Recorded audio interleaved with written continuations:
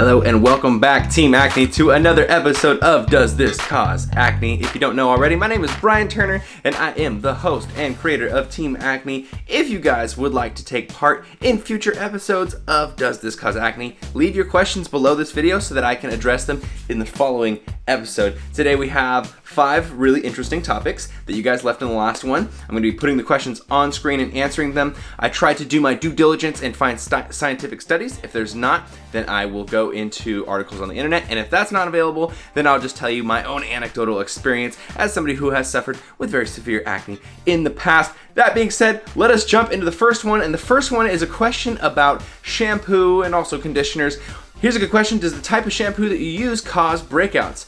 And the answer is yes, shampoo and conditioners can cause breakouts. Now the type, I'm sure is kind of dependent because some have more chemicals than others, some are more comedogenic than others, so you could look up the ingredients that are in it, see if they are non-comedogenic or comedogenic. But the point that I really want to make about shampoos and conditioners is that when you use products in your hair, if you allow sweat or water to wash those products back over your face and you are prone to acne, that stuff that's in that water can cause breakouts. And so I actually have, it's kind of cool, I found an article on the internet. Apparently this is Kendall Jenner's dermatologist, but either way, it's a dermatologist who said this. Basically said, most of us, we wash our hair, we condition it, and when our conditioner is sitting, that's when we wash our body.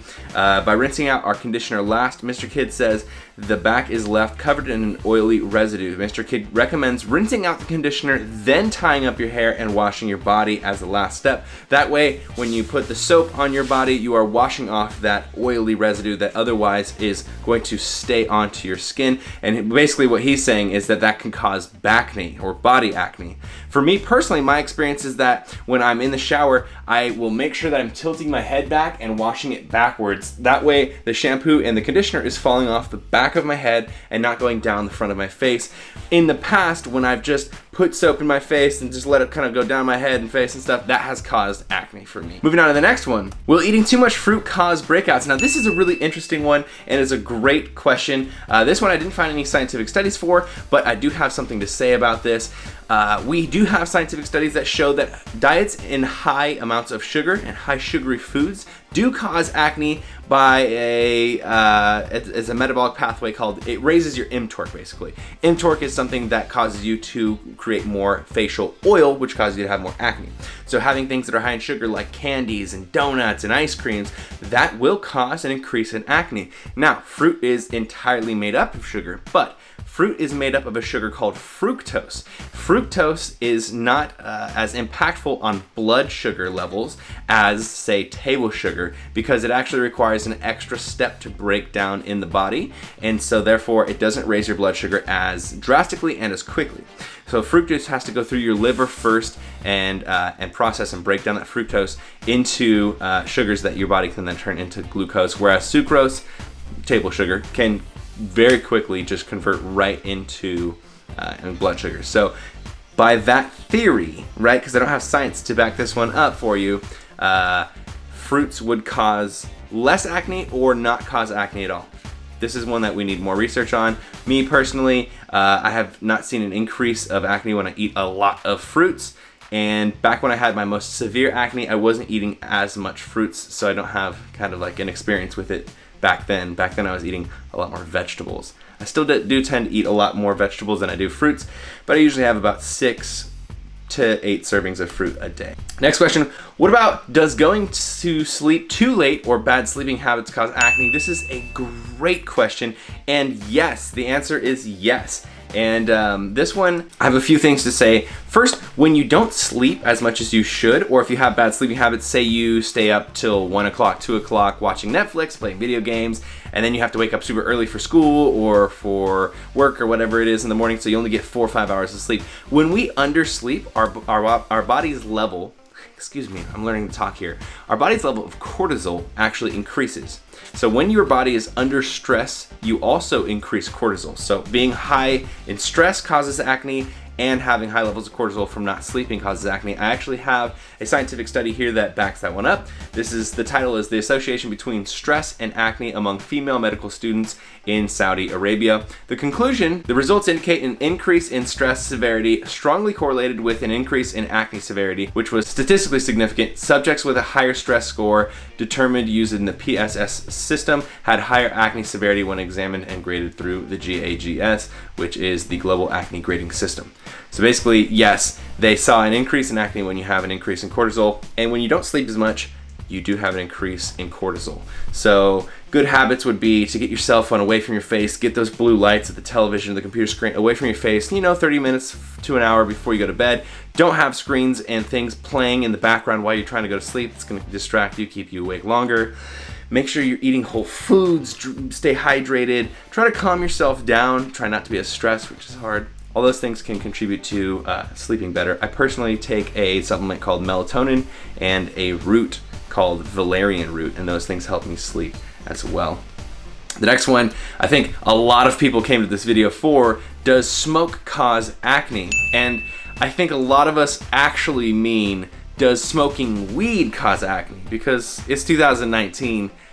I don't know how many people are actually smoking cigarettes. I think it's more so people smoking weed. The answer is yes. Now, personal experience I'm sure varies from person to person, so that is something you'll have to test for yourself. I personally don't feel like I've seen an increase of acne when I was smoking more or less. Then again though, I did have such severe acne, it would be hard to kind of, actually test that. I do have a scientific study here where they tested 1,046 randomly selected women from 25 to 50 years old, and they participated in this study, and they basically analyzed the sebum composition on their face. So sebum is the oil that releases on your face. That's what causes acne.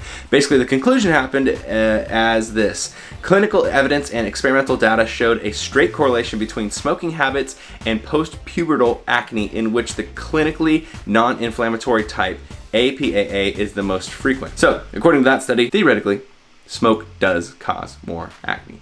And I feel like that kind of makes sense. That's kind of where I would lean with it, because putting toxins into your body is never good, right? Your liver has to work to take those toxins out. You have more free radicals in your body. Basically, anytime you're putting bad things in your body has to try to get them out somehow, and acne is one of the ways that your body can filter bad things out. So if you're smoking a lot, I assume your body is working really hard to get those things out. And if you're someone who, the final one here, this one's relevant for everybody, is does hot shower cause acne?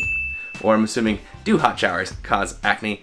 And this one I also couldn't find a scientific study or an article about, but personally, I would say yes. What I always tell people when they ask me what to do about hot showers is, when your body is hot, your pores tend to relax and open up. This is why when you extract blackheads, for example, you steam your face. You allow steam to cover your face for a few minutes. It allows your skin to relax and allows it to kind of loosen the blackhead and make it easier to extract. So it only makes sense that if you take a shower that's really hot, you turn it off immediately, and then you go walk around the air and you have a bunch of dust in the air, or if you go lay down on a pillow that's dirty or has a bunch of oil on it, it only makes sense that your pores are more ready to receive whatever that toxin is, that dirt or that oil or whatever.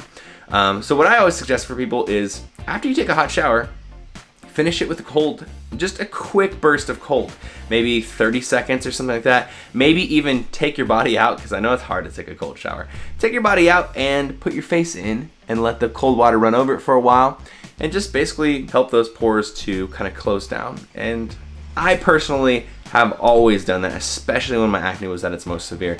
I feel like it only makes sense. So yeah, they're the 5 questions for this Does This Cause Acne episode. I think I'm generally going to stick to about 4 or 5 questions. Again, I would love to hear not only the questions that you'd like to hear in the next video, but also your personal experiences with the things that I discussed in this video. Do you agree? Do you disagree? Have you had the same experience, different experiences? It helps a lot because you're on YouTube, you scroll through the comments as you're watching a video, you don't actually watch the video, and so many other people are doing that too. So if you have anything to add it in the comments below. It helps out so much. And other than that, I think that's it for this episode. I hope this was informative. I hope this was helpful. If you have friends who have acne who need this channel, share these videos, share this channel for them. I appreciate you guys coming in here. I hope you feel part of this community. I hope you feel safe here to explore and to share your acne experiences without feeling you're going to be judged. And always remember that you are beautiful, you are not alone, and you are part of Team Acne. I'll see you guys in the next episode. Peace out.